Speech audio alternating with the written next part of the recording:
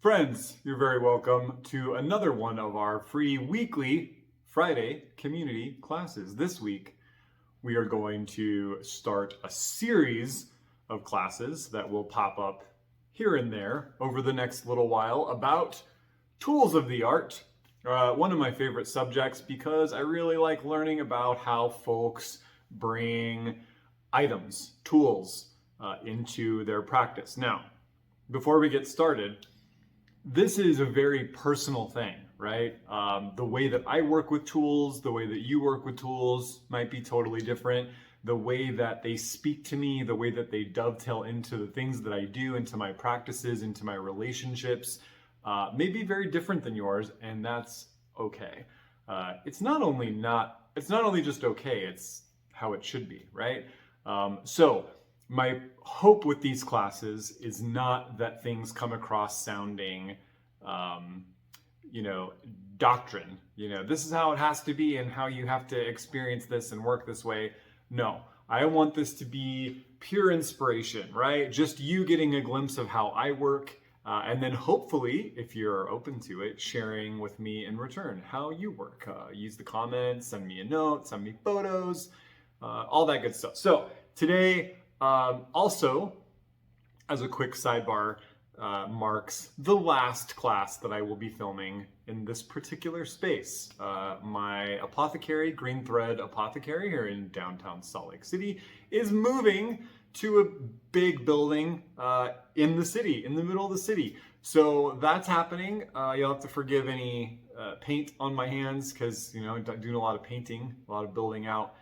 So this will be the last class here, and classes after this will have a different background and a different feel. So today we're going to be talking about two of my favorite tools of the green art, the way that I practice it: the wand or the staff, and the bowl or the vessel. Now, each of these tools has a lot of very deep personal meaning to me, and I use them a lot in my practice. The bowl probably more than the wand at this point, but I want to introduce you to them. I'm going to show you two pieces of each from my own collection and kind of just talk to you about how I use them, right? I just want to talk about how they show up for me in practice, what it looks like when they're being used. And again, instead of giving you this really prescriptive way of this is how you use a wand, I'm just going to tell you what I do and hope that it brings you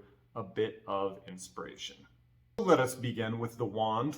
Again, I'm going to show you two pieces from my collection for both the wand and the bowl, and explain a little bit about how I work with them. This is actually a bigger one. I'm a very tall human, so my wands tend to be a little bit longer than most folks because if it's shorter than this, it feels a little bit awkward for my size. So I use the wand as a tool of directing energy, of moving not only literal energy in a space, but also moving the energy within my will, my intent into the work that I'm doing. And you will hear me talk a lot about intention being a power that parts the hedge, that what we hold as an intent or will in our work is what opens up the boundary that separates our world from the green realm, from the world of spirit, and allows our work to become liminal.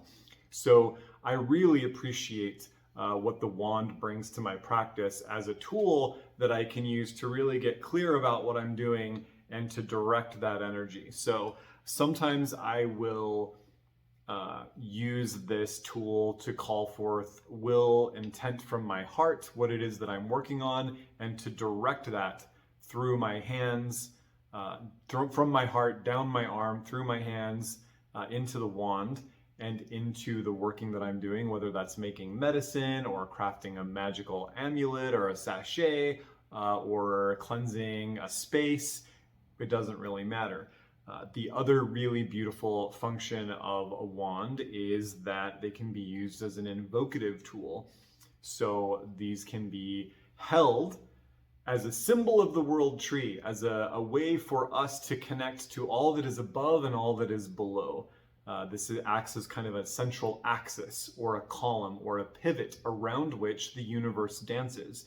And so in ritual space, our wand can be kind of this grounding presence. Now, for me personally, a staff that's as tall as I am when I'm standing really does that job well, but there's no reason why a wand could not be brought into ritual for that way. So one other cool thing about wands, and I always handcraft mine and I always make them from wood, is that because they are made from wood, life energy, vital force, and the virtues of the plant once flowed through this material. And so, by the nature of sympathy, there is always going to be a link between the tool and the spirit of the plant, between the tool and the flow of vital force. Because force was once here, there's always a relationship to force, okay? So these particular tools in and of themselves have power and personality. And the more we work with them, the more we respect them, the more we link them to our art, the more powerful they become. They start to act like little batteries and they start to hold an energetic charge, or we might say from the animist perspective, they become inspirited, right? They hold spirit. It's not necessarily to say that the tool is a person, but that it is spirited, that it has a pattern, an energy that is responding to the way that you use the tool. All things are relationships. Even the way that we relate to inanimate objects, to tools, changes us and changes the tool and creates a tertiary power, which is the relationship between us. So these become sacred. This is why tools over time become powerful, become sacred, become points of liminality, because the way that we relate to them transforms them in a deep level. So this particular wand is my favorite. This is the one that I use the most. And I found this particular piece came from an oak tree that was hit by lightning in a storm and a bunch of branches fell off, and I was lucky enough to get a few of them before the city came and cleaned it all up. And from one of the branches, I carved this particular piece. And so it's really just a very simple English oak. I've made it very smooth and very soft over the years. Once a year, usually around Beltane time or May Day, I will add some more oil and a tiny little bit of beeswax. So it's really nice and protected and very soft. There are definitely instances where this wand gets wet, sometimes being dipped into an elixir or an infusion. And so I really like this to be quite sealed. So this is my main working wand. And then one that I was recently gifted from a friend. I'm not actually sure about the wood on this one, but he made this by hand and added in a little quartz crystal point, which is quite beautiful, and did some sealing work on the end. And so this is another example of how these can look and how they can appear in practice. Again, just really nicely sanded. It should feel really nice in the hand, very comforting, allow you to take the tension out of your shoulders, out of your neck, and allow the power to flow through. Sometimes I still see people in ritual wielding a wand like they've got to hit something with it. No, there should be a relaxation. The wand should allow you to sort of relax and unwind, right? You're kind of leaning into the inherent power of the wood. There's no reason to tense up. When you tense up, you're constricting or restricting the vital flow in your body. You want to be nice and open. Sometimes when I first take this, I'll really make sure that everything just feels, all those channels, all those little nooks and crannies feel nice and open. Okay, so wands. Now I'd like to talk about the bowl or the vessel. And I do work exclusively with bowls in my practice. While I do have a pretty extensive collection of cauldrons, I don't work with ferrous metals in my work, just because of the way that iron is seen by the good folk and their relationship to the plant spirits makes that important to me. I also, of course, just favor tools that have been crafted from plant material, from woods, from fibers, from root balls, from all of that. So that's all really important to me.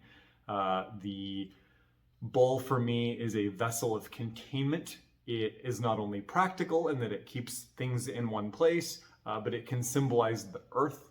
It can symbolize the womb. It can symbolize the cauldron of creation, that what goes into the bowl is in one state and what comes out of it is in a transformed state. So when we bring in the magic of the wand, right, that becomes even more apparent that we're working with the wand to transform something from one thing into something else, even though to the untrained eye, it all may look very simple and very the same start to finish. We know that it's not. So this is my favorite working bowl, and as you can see, it is quite a plain, just a wood-turned bowl. And this particular piece, for as long as I can remember, since we lived on my grandfather's dresser, and he would use this bowl to keep his pocket change and mints and car keys in. And when he passed, I was fortunate enough to receive this from my grandmother, and kind of the minute I got it with a kind of a box of stuff, I knew that this was going to take the place of the working vessel that I had previously. So this has become my primary working bowl. So when I am doing sachets or magical tea blends or elixirs, or doing baths and washes for people, making wards, making botanical incense, all of those herbs will go into this vessel so that I can mingle my energy with them, and they all stay in one place. Again, there's practicality here, right? It's not just for show. I really like that I don't have herbs everywhere and I'm not wasting. I can put the herbs that I need, the dried herbs, in here, and I can run my fingers through them or run the tip of my wand through them and charge them with my intent, saturate them with my petition to those particular plant spirits, what I'm asking them to help me accomplish, until those herbs are buzzing with energy. They're buzzing with vital force. They are buzzing with virtue. They are buzzing with the intent that I have sent out, at which point I can then work my magic, my green art with them. Whether that's sewing them into a sachet or tossing them onto a hot coal for incense, or adding them to water for a wash or a bath, it doesn't matter. Again, the dried herbs go into the bowl, and it seems like dried herbs come back out. But we know that there is a transformation that happens, right? That we have taken this dried plant material that is seemingly dead without virtue or vital force, and we have mingled it with our own energy and awoken the plant spirits that are connected forever to that material because they once inhabited it, and called them back in through our ritual means. And it's quite powerful. So this is my main working bowl, and then I have another one that I tend to use more for public rituals or group rituals and classes and workshops. This one's a bit bigger, and this actually came from just like a kitchen store. So I think that it's intended to be used for food, some kind of dip or something, I imagine. But it's really just bigger. It holds more plant material. So when I'm trying to take care of several people or make enough of something to go around, or when we've got a situation where the bowl is being passed around a circle so that each person can run their fingers through and mingle their energy and their petition with the plant material, this is the best. And I actually have one that is also a salad bowl that's really big for those very rare, really big rituals. So the vessel. Now, hopefully you can see how these two play together, right? That there's a really beautiful synergy between these two tools, that the wand can act as the active projective force while the bowl acts as the receptive transformative force, right? We could, of course, go in the direction of phallus and vulva and masculine and feminine, but we don't have to do that. Instead, we can just talk about the fact that polarity is part of nature, that wherever there is one extreme, the opposite exists as a seed. We see this beautifully expressed in the Taoist yin-yang symbol, or the Tai Chi symbol, that within the peak of yin is a seed of yang, within the peak of yang is a seed of yin. And so sort of similarly, we have these two sort of polarized forces, right? We have this very active, projective force, and then this very receptive, transformative force. And that when we bring them together, this is a way for us to not only align to things that happen in nature, which brings more power into our work, but it really helps pull us into the ritual, which is very, very important.